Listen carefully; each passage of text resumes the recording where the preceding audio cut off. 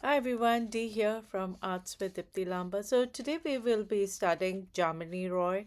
He lived from 1887 to 1972. So that was nearly a century of living, right? He was one of India's most celebrated modernist painters who forged a remarkable path by turning away from Western academic arts to embrace Bengal's indigenous folk traditions. When I saw his lifespan, he lived such a long time, and thought about his legacy. Even in today's art scene, his paintings go up for a phenomenal price. Even though they look very childlike in their simplicity, the colors he uses are ultramarine blue, ochre, yeah, ochre red, yellows, bright yellows, and the designs are very flat. But the message gets through. He made sure that the indigenous artwork of Kolkata lived on.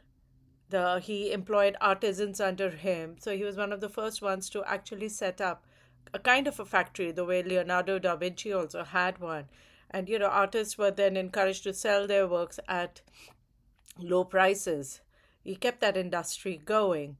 And he lived a phenomenal life. So when he died, it was a loss. It was considered a loss by the nation, even though he lived a very long life. He even got the Padma Bhushan, which is considered to be the highest honor in India. So it set me thinking about the legacy that we leave behind. Like if you think about someone like Van Gogh, he sold only one painting in his lifetime. And he was very intense. That's what everyone said. When he died, his brother put all his paintings around his body and had an exhibition. I know it sounds morbid, but people came and people loved his work. But that's not what he was known for while he was alive, or people who knew him. If you read the letters that people wrote about him, they said he was a very loving, compassionate soul. Van Gogh was a very, all they had to say was that he was too intense to be around. That's what everyone said. When Frida died, she wanted her body cremated because she had enough of her body. She was in pain in that body. That's what she said. She said, cremate my remains. She was decked out in all her jewels, and before her body was sent for cremation, her friends took all her jewelry. They couldn't wait to take it off. Not that it was priceless, but that's how they wanted to remember her. They wanted to have something of hers to remember by. Even her husband realized at her moment of death what he had lost. It wasn't her paintings, it was never about her work, which we now love. Frida's work, we love Van Gogh's work. We remember Jamini Roy's work. We remember Amrita Shergill's work because their humanity laid out before us. Their character was there before us. They lived these quiet lives with meaning. That's what was important. Picasso was so well known. Everyone knew Picasso, and Picasso's work is today still seen as being extraordinary, and I'm not denigrating his work. But when he died, his family just sold off his work. They didn't want anything to do with his work because he was not a good family man. He didn't treat his family well. He didn't treat his son well. He didn't treat his grandchildren well. And they didn't care. They were like, okay, fine, old man's gone. We'll sell off his work and now we'll reap the fruits.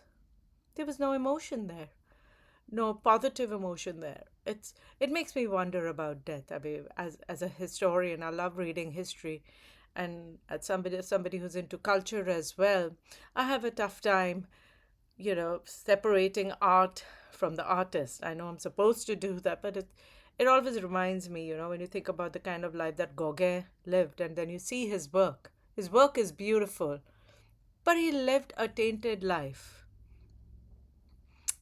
and you remember that. What is his legacy in the art world? Sure, work is very good, but as a person, they tell you, well, as a person, this is what this person was. Does it matter? I mean, the person's dead, but it matters.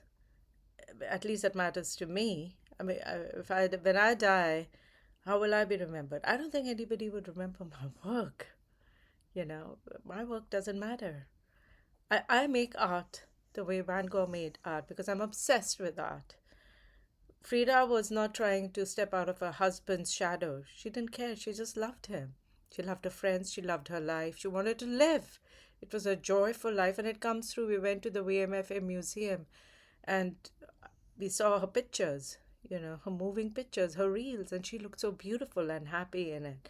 You could relate to it. Yeah, so the image, that's Jamini Roy. So he lived from 1887 to 1972. He wanted his work to be accessible, so he often created multiple versions of the same image and sold them at modest prices. He employed artisans and treated a painting almost like a craft shop, which challenged Western notions of singular artistic genius. His simplified, almost geometric approach to human and animal forms, combined with his limited palette and folk sensibility, created a distinctive visual language that was unmistakably Indian, yet thoroughly modern. He essentially demonstrated that modernism didn't have to be westernization, and that one could be avant garde by going deeper into one's own cultural roots. So, let me show you some of his works and what I did as well. Uh, Browse here. I really like this one. As you can see, the colors, the red has become more ochre. Then the blue also faded. It was more ultramarine blue. And then there is the yellow. The eyes are the fish shaped eyes that we saw in Rajasthani art as well. Then this is the famous painting of his. This one. There's a mother and child. It's a very nice painting. The one that I will be drawing. This one. Oh, it's really small. This is a cat and a prawn. As you can see now, I'm making it a bit bigger. Yeah. Then he did another painting that was two cats and a prawn. I think he really liked prawns. Yeah, Bengalis really like having fish. They love seafood. The betki is the tastiest fish that you can have. Whenever you go to Kolkata, get the betki. Okay, so let's get to it, guys. I will start my drawing. Oh, oracle reading before that, or maybe not because I already talked a lot. Ugh, couldn't help myself. I talk a lot, right? Some of you know me. All right. So, uh, do I do the cat and the fish? Oh, I wanted to show you the paintings, the inspired paintings that I did. That's I did this on Sunday. So that's the lady with a baby, and that's the other one. I couldn't find my red color, so I used purple instead. So, yeah. Oh, excuse me, I've got a slight cough. Now, if I could just get my image back without my face, I don't know how to do that. Oh, I'll have to talk to my tech guy. Okay. Okay, I got a basic information about the. I didn't take a printout of this dude. I should have, right? So, okay, let's do it. I will create my own version of it.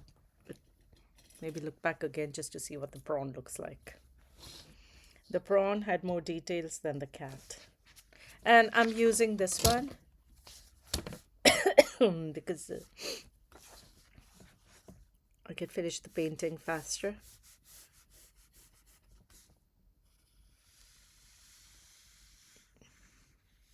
There we go.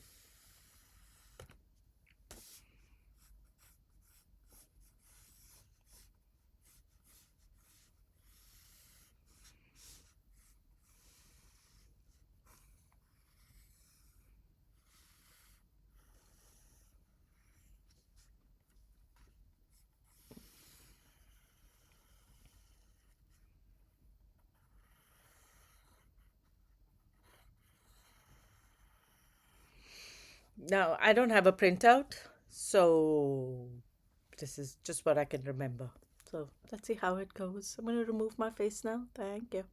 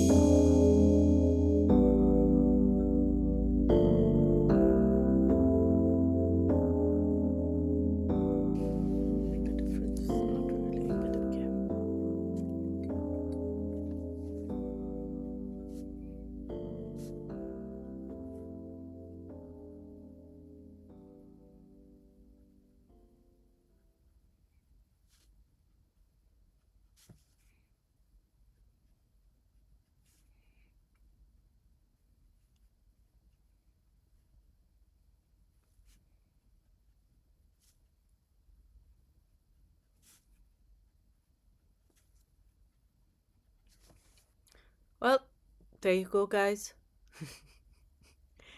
Uh, okay. That's a yellow one and big eyes. Mine is different. Um, could try doing it all over again. This is mine. Where's mine? Ah, this one's mine. I think I should have taken a printout, but I'm okay with it. It's not that bad. It's doable, right? I mean, this one is far cuter naturally, and I seem to be missing a couple of things here. Maybe if I could, but I think I'm gonna just leave it. Mine was also inspired by it. Maybe I could just make this the way it is, right? Everything doesn't have to be same. It's inspired artwork, right? Last time I'm letting you guys look at it. That's my work. That's my kitty with the prawn and the fish. It's easy to make. His art is very easy to make, and I highly recommend people journal it. You could just draw the cat and write down your notes on the side while you're on your Zoom call or whatever, and it works, right? So until tomorrow, bye. We will do another one of Jamini Roy's. I think we'll do the lady with the baby, with the little child. So that will be a little more detail oriented. This was a quick one, and I liked it. So until tomorrow, bye guys. See ya.